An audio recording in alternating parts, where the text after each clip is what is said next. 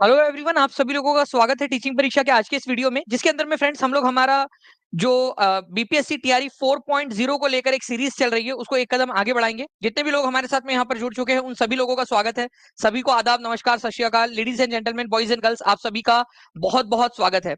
एक बार प्लीज जल्दी से कंफर्म कर दीजिए अगर आप लोगों को आवाज बराबर आ रही है, स्ट्रीमिंग भी आप सभी लोगों को बराबर से है। ओके, चलिए बहुत बढ़िया फ्रेंड्स, हम लोग आगे बढ़ते हैं हमारे आज के सेशन के साथ में। और पहला क्वेश्चन हम लोग देखें उससे पहले मैं यहाँ पर मैं उन सभी लोगों का बहुत बहुत शुक्रिया अदा करना चाहूंगा जिन्होंने फ्रेंड्स सेशन को आने से पहले ही लाइक कर दिया था और जो है सेशन को एक एनर्जी दी है जिससे कि हम लोग और ज्यादा एफर्ट के साथ में, मेहनत के साथ में जो है सेशन कंडक्ट कर सके। बहुत बहुत शुक्रिया आप सभी लोगों का। जितने भी लोग हैं जिन्होंने लाइक कर दिया था जल्दी जल्दी से बता देंगे फ्रेंड्स, मैं देखना भी चाहता हूँ कि कौन कौन है वो लॉयल स्टूडेंट्स जो इस तरीके से क्लास को एनर्जी देते हैं। ठीक है, चलिए तो हम लोग आगे बढ़ते हैं फ्रेंड्स। यहाँ पर में हमारे पहले क्वेश्चन के साथ में पहला क्वेश्चन आप लोगों की स्क्रीन के ऊपर में ये रहा। ठीक है, इनमें से किस लड़ाई में अंग्रेजों ने बंगाल के नवाब सिराजुद्दौला को हराया था? ठीक है, अंग्रेजों ने, ठीक है, बंगाल के नवाब सिराजुद्दौला। तो सिराजुद्दौला जो है फ्रेंड्स ये बंगाल के नवाब हुआ करते थे और ये आखिरी ऐसे नवाब थे जो कि इंडिपेंडेंट थे। बाकी इसके बाद में तो अंग्रेजों ने जो है वो जितने भी नवाब बनाए वो पपेट थे, मतलब कठपुतली वाले नवाब थे। तो सिराजुद्दौला, ठीक है, बैटल ऑफ प्लासी में, ठीक है, प्लासी की लड़ाई हुई थी, कब हुई थी? 1757 के अंदर में, 1757 के अंदर में, जिसमें मीर जाफर जो था उसने धोखा दिया था सिराजुद्दौला को। ओके, हमें तो अपनों ने लूटा, गैरों में कहा दम था, हमारी कश्ती वहां पे डूबी जहां पे पानी कम था। ठीक है, तो बाहर वाले क्या हराते सिराजुद्दौला को, उसी का जो कमांडर था, ठीक है, उसी का कमांडर था मीर जाफर, उसने धोखा दे दिया था। वो रॉबर्ट क्लाइव के साथ में जाकर मिल गया। ठीक है, रॉबर्ट क्लाइव के साथ में उसने मिलकर सिराजुद्दौला को धोखा दे दिया। ठीक है, चलिए, तो प्लासी की लड़ाई में कंपनी की तरफ से कौन लड़ रहा था? रॉबर्ट क्लाइव लड़ रहा था और सिराजुद्दौला जो है वो बंगाल का नवाब था। ठीक है, उसके बाद में जो है फ्रेंड्स प्लासी की लड़ाई के बाद में कौन सी वाली लड़ाई हुई थी? उसके बाद में हुई थी आप लोगों की बक्सर की लड़ाई, बैटल ऑफ बक्सर। ठीक है, बक्सर की लड़ाई हुई थी आप लोगों की 1764 के अंदर में, 1764 में। ओके, ये याद रखेंगे आप सभी लोग। नाउ नेक्स्ट पॉइंट की तरफ में आगे बढ़ते हैं आप लोगों के। ठीक है, आवाज एक बार देख लीजिएगा प्लीज, आवाज क्या क्लियर आ रही है आप लोगों को?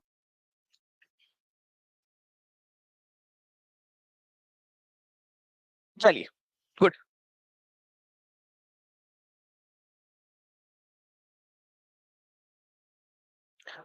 नाउ फ्रेंड्स देखिए, यहाँ पर में क्वेश्चन है आप लोगों का, भारत का स्थलाकृति मानचित्र किस संगठन द्वारा बनाया जाता है? Topographical map of India, Bharat का मैप वगैरह बनाने की जिम्मेदारी किसकी है? और मैं आप लोगों को बता दूं फ्रेंड्स, ये क्वेश्चन आपका एग्जाम में पूछा गया प्रश्न है, डायरेक्टली स्क्रीनशॉट लगाया आप लोगों के लिए। बताइए, भारत का मानचित्र बनाने की जिम्मेदारी किसकी है? चलिए, तो आंसर आप लोग कर रहे हैं फ्रेंड्स यहाँ पर में।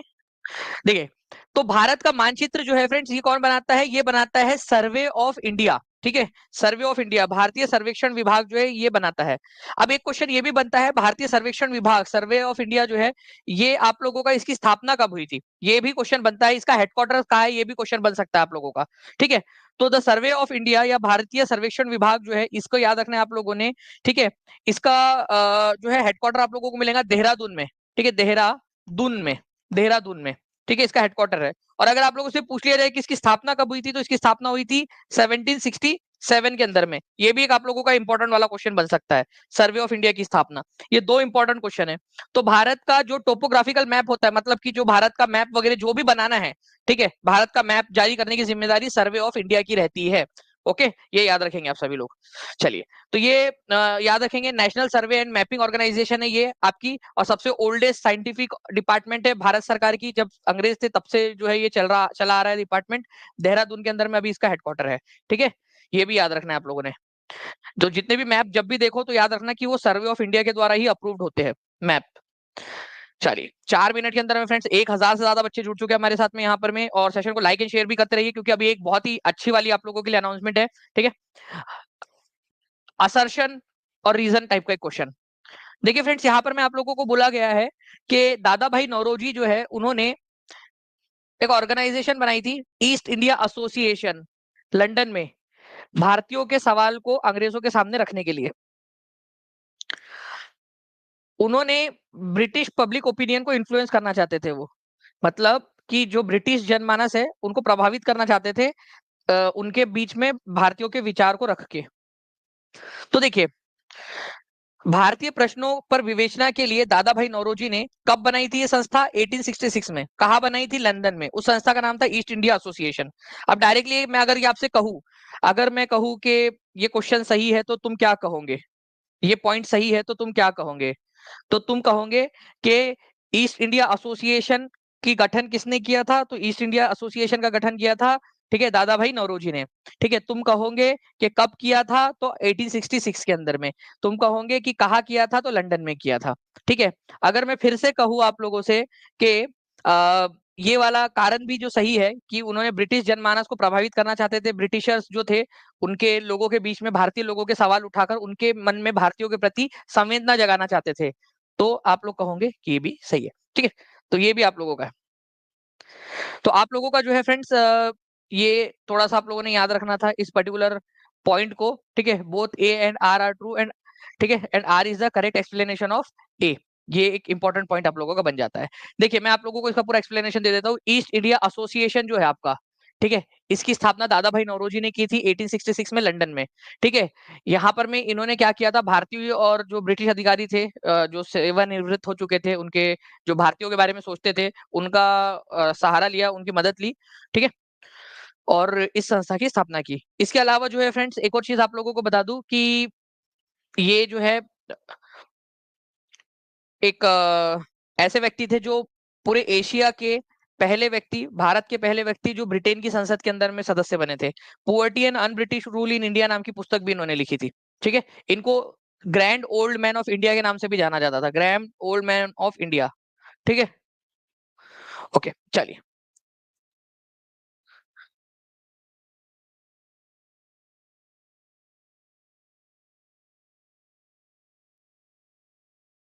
नाउ फ्रेंड्स, अब यहाँ पर मैं देखिए, भारत का स्थलीकृत मानचित्र कौन सा संगठन तैयार करता है? एनडीए के एग्जाम में पूछा गया प्रश्न। अब आप लोग इसके बारे में जो जो जानते हो वो बताइए यहाँ पर मैं।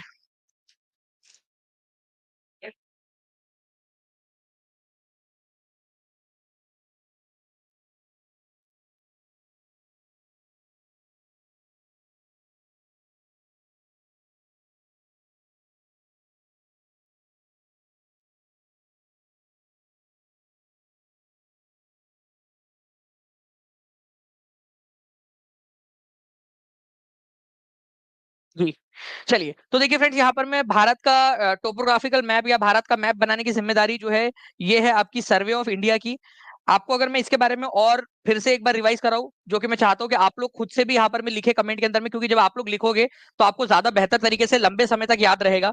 ठीक है, तो इसकी स्थापना है और हेडक्वार्टर, ठीक है, ईयर ऑफ एस्टेब्लिशमेंट और हेडक्वार्टर, ये दोनों आप लोगों ने लिखना है फ्रेंड्स, इंपॉर्टेंट है। मैं चाहूंगा कि प्लीज सभी लोग लिखिए। मैंने स्टार्टिंग में ही आप लोगों को बताया है, स्टार्टिंग के अंदर में ही एकदम। ओके, 940 लाइक्स हो चुके हैं, जल्दी जल्दी से सेशन को लाइक भी करते रहेंगे सभी के सभी लोग।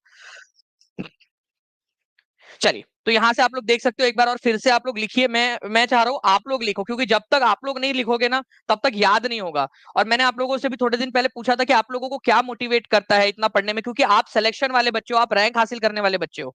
क्योंकि जो बच्चे पढ़ रहे हैं ना, ये है वो बच्चे जो लेकर आएंगे रैंक। ये वो बच्चे हैं जो मेरा सपना है ना कि टॉप 100 के अंदर में टीचिंग परीक्षा का परचम लहराना चाहिए। ठीक है, और टीआरई 4 के अंदर में तो पूरा का पूरा जो है, अब सिलेक्शन के साथ में रैंक तो लाना ही लाना है, लेकिन सिलेक्शन में भी पूरे टीचिंग परीक्षा के हो।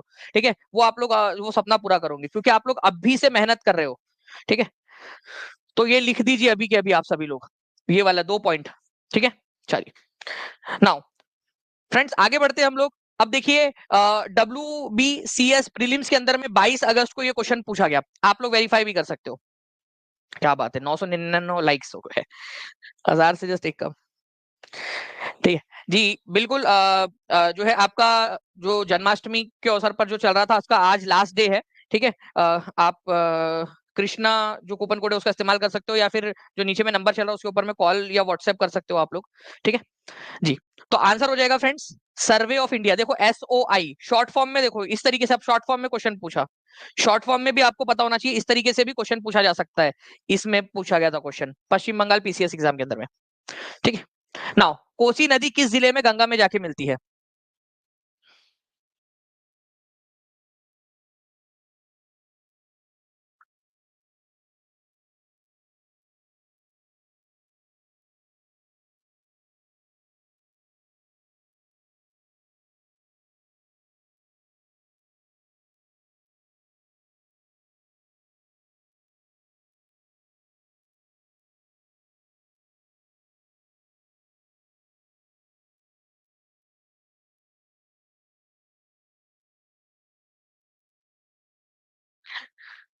चलिए, आप लोगों ने आंसर करना स्टार्ट कर दिया फ्रेंड्स। यहाँ पर मैं अगर आप लोगों को बताऊं तो कटिहार जिले के अंदर में ये मिलती है। ठीक है, कटिहार जिला जो है फ्रेंड्स आप लोगों को जो है यहाँ पर मैं देखो, आप यहाँ मधेपुरा देख रहे हो, भागलपुर देख रहे हो, यहाँ पर मैं खगड़िया आप लोगों को दिख रहा है फ्रेंड्स। ठीक है, यहाँ पर मैं कटिहार आपको दिख रहा है, तो यहाँ पर में ये मिलती है। और ये नदी जो है कोसी नदी, आपको बता दूं ये सबसे ज्यादा अपने कोर्स को चेंज करने के लिए जानी जाती है। कोर्स मतलब अपना जो रास्ता है बार बार इस तरीके से बदलने के लिए जानी जाती है। तो ये क्वेश्चन इस बार आया भी था आप लोगों का कि कौन सी नदी जो है वो जानी जाती है, तो बी इसका आंसर हो जाएगा। साथ ही साथ फ्रेंड्स मैं आप लोगों को बता दूं कि आप लोगों के लिए आज से, ठीक है, एक बहुत बड़ी वाली घोषणा, ठीक है, यूट्यूब के ऊपर में आप लोग काफी लंबे समय से इंतजार कर रहे थे फ्रेंड्स, एनसीईआरटी और लूसेंट का।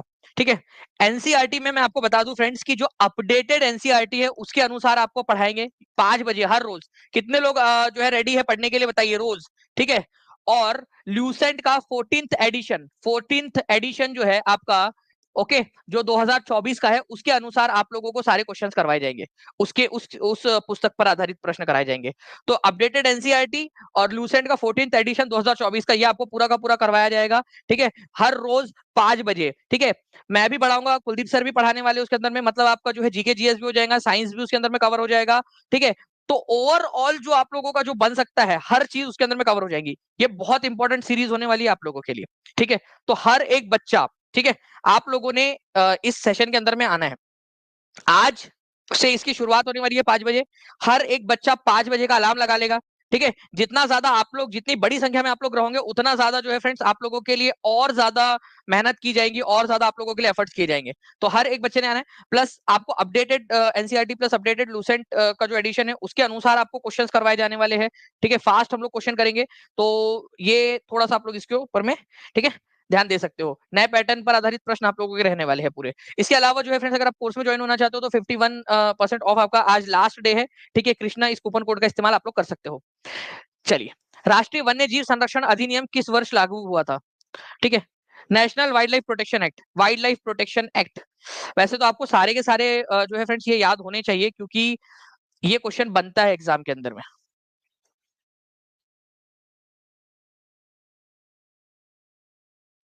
मैं आपको इसकी लिस्ट भी दे रहा हूँ, आप लोग उसको देख सकते हो।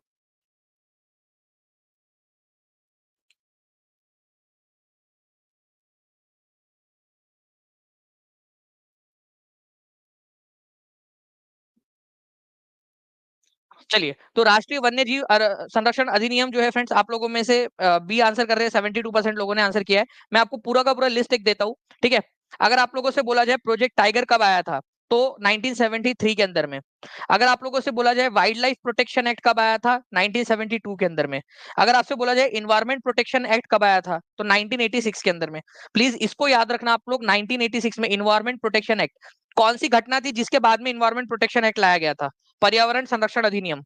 पर्यावरण संरक्षण अधिनियम 1986 कौन सी ऐसी घटना थी जिसके बाद आया था? कोई बता सकता है? ठीक है, जो भी दिख रहा है वो टाइप करते जाओ, आप लोग लिखते जाओ, आप लोगों के लिए जो जो आपको लग रहा है इंपॉर्टेंट है इसमें से क्वेश्चन बनाना है आप लोगों ने। ठीक है, आज एक टारगेट आप लोगों को दे रहा हूं कि आप लोग क्या करोगे, इस स्लाइड में से क्वेश्चन बनाओगे और नीचे में कमेंट में लिखोगे और बाकी बच्चे उसका आंसर करेंगे। ठीक है, इस तरीके से एक्टिविटी करेंगे क्योंकि आप लोग हो वो बच्चे जो सिलेक्शन लेने वाले हो अभी से जो पढ़ रहे हैं भोपाल गैस ट्रेजेडी के बाद में। बिल्कुल, तो पर्यावरण संरक्षण अधिनियम आया था भोपाल गैस ट्रेजेडी या भोपाल गैस कांड जो हुआ था उसके बाद में। ओके, उसके बाद में जल वाला और वायु वाला जो है आप लोगों को ये भी याद रखना है, जल और वायु वाला। ठीक है, जल के लिए आया था 1974 में और वायु के लिए आया था 1900, ठीक है, 81 के अंदर में, 1981 के अंदर में। प्रोजेक्ट हाथी ये भी बहुत इंपॉर्टेंट है, प्रोजेक्ट एलिफेंट। ठीक है, प्रोजेक्ट हाथी ये कब आया? प्रोजेक्ट एलिफेंट 1992 के अंदर में। अब एक इंपॉर्टेंट क्वेश्चन है, कोई मुझे बता सकता है? चलो मैं एक काम करते हैं आप लोग, ठीक है, इसमें से एक ऐसा क्वेश्चन है, ठीक है, शुरू से लेकर आखिरी तक में एक क्वेश्चन ऐसा है जो बहुत इंपॉर्टेंट है। चलो वो क्वेश्चन बताओ मुझे जल्दी से, वो कौन सा हो सकता है? आपके हर संभव प्रयास, पेडागोजिकल जो कंसेप्ट है कि किस तरीके से पढ़ाया जाना चाहिए, वो मैं हर चीज का इस्तेमाल कर रहा हूँ आप लोगों के लिए, आप लोगों के दिमाग में फीड करने के लिए। आप लोग बताइए इनमें से कौन सा वाला ऐसा है जो कि बहुत इंपॉर्टेंट है, जो मैंने अभी तक बताया नहीं आप लोगों को, अभी तक इसमें से मैंने पढ़ा नहीं है अभी। तो आप लोग इसमें से देखो, ठीक है।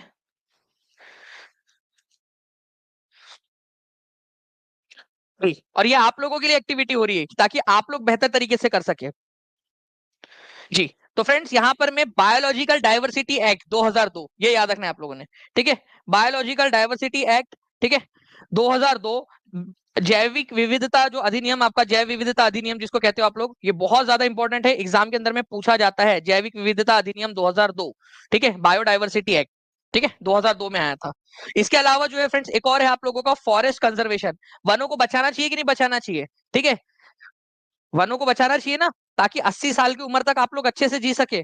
वैसे तो 100 साल तक जीना है आप लोगों ने, लेकिन 100 से ज्यादा भी जी सकते हो आप लोग, ठीक है, लेकिन 80 साल कम से कम जीना है, ठीक है। तो 1980 ये याद रखना, वन बचाएंगे तो 80 साल तक सांस ले पाएंगे अच्छे से, तो ये भी याद रख लीजिए आप लोग। वन संरक्षण अधिनियम 1980 वाला आपका। ओके, चलिए एक क्वेश्चन छुटकू से बना के देखेंगे हम लोग यहाँ पर में।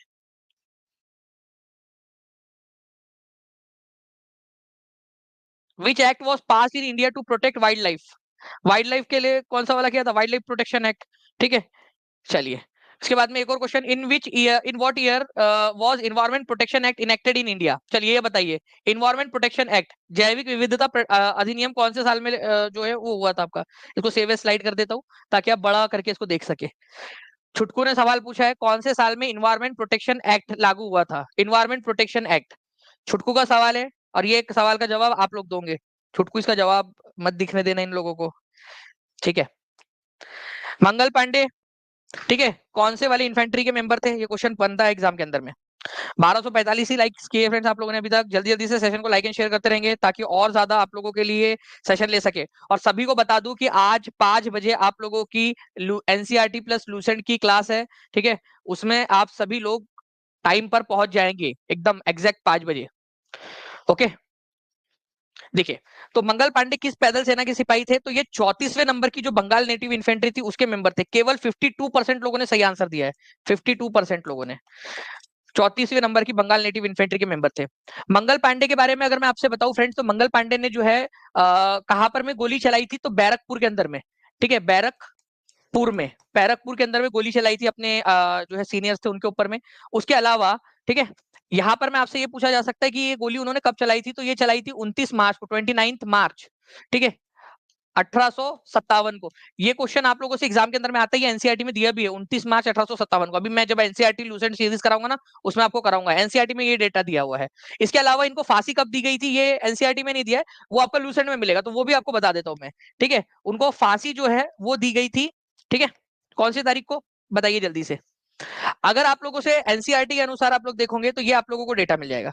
लेकिन अगर आप लोगों से ये पूछ लिया जाए मंगल पांडे को फांसी कौन सी तारीख को दी गई थी, तो आप लोग क्या आंसर करोगे।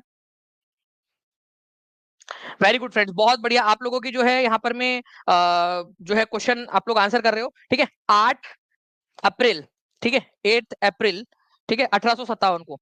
मतलब कि केवल जो है फ्रेंड्स 10 दिनों के अंदर अंदर ही उनको फांसी भी दे दी गई, 8 अप्रैल को। ये एनसीईआरटी के अंदर में दिया हुआ है, ये आपका लूसेंट के अंदर में दिया हुआ है, ठीक है, फांसी का। ये उन्होंने गोली चलाई थी, इस दिन गोली चलाई थी, गोली चलाई थी, और ये फांसी दी थी उनको, इनको मंगल पांडे को 8 दिन के, मतलब गोली चलाने के 8 दिन के अंदर, 10 दिन के अंदर अंदर में उनको फांसी दे दी गई, ठीक है।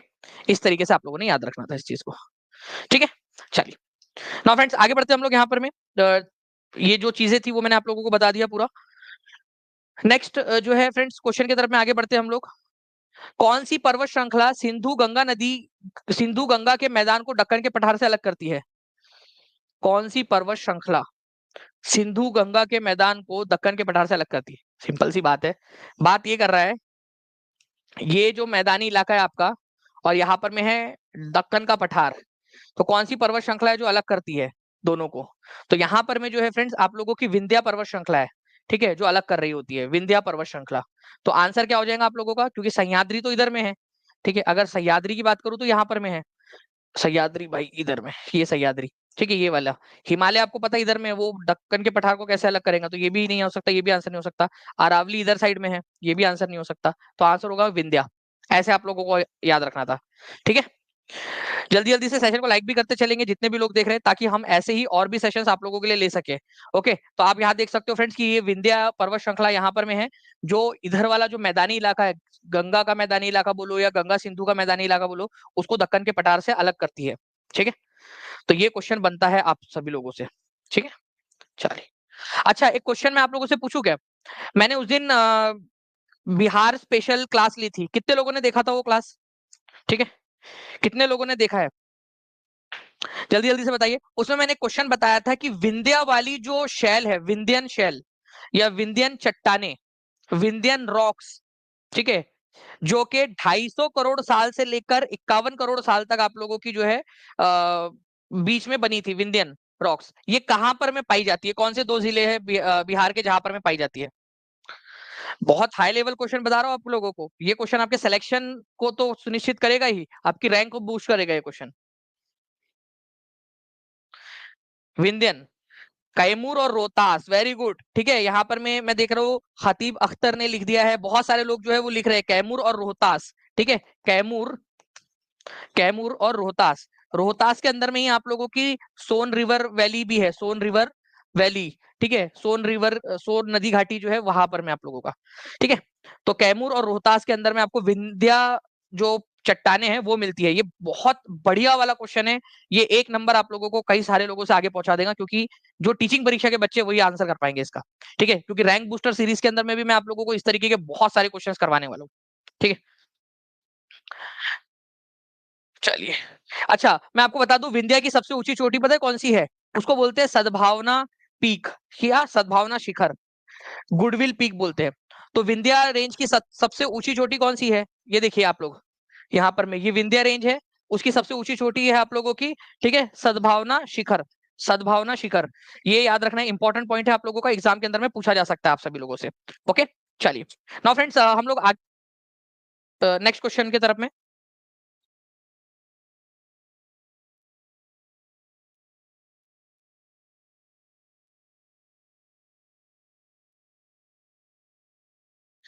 ओके, चलिए।